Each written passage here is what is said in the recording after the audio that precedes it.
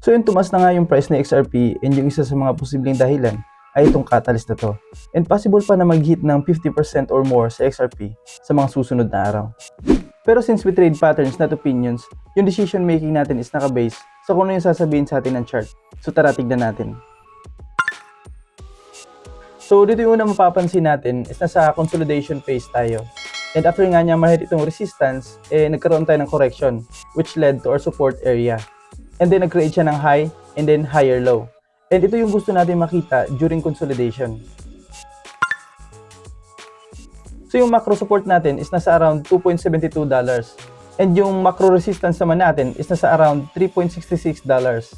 So mahalaga na alam natin to kasi ito yung mga key levels na dapat ma-hold na XRP to confirm the consolidation. So yung micro support naman natin as of now is nasa around $3.11. And kung nalilito ka kung bakit naging support yan, that's the concept of support and resistance. From previous resistance, pag nabasag, magiging support. And yung micro resistance naman natin as of now is nasa around $3.38. So for the micro support and resistance, ito yung magsisilbing trigger points natin. So itong micro resistance, pwede natin gawing entry point once nagkaroon tayo ng breakout sa area na yan. And ito namang micro support, pwede natin gawing stop loss pag once nag-go against yung market sa bias natin.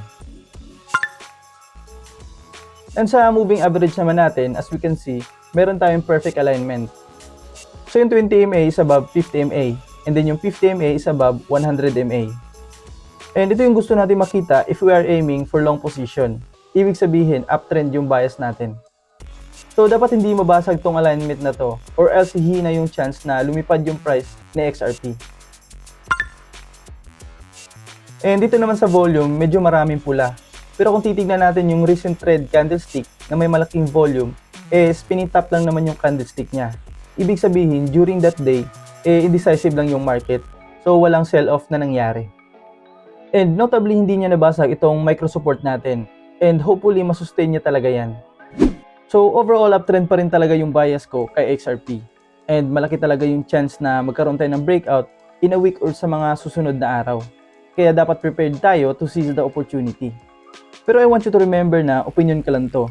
And this is not a financial advice. So nasa sayo pa rin kung ano yung magiging galaw mo sa market. So let me know in the comment section kung kailan sa tingin nyo magkakaroon ng breakout si XRP. And if interesado ka sa crypto trading, consider subscribing sa channel natin para updated ka sa mga bagong videos na i-upload ko. And sabay-sabay tayong matuto dito sa community natin.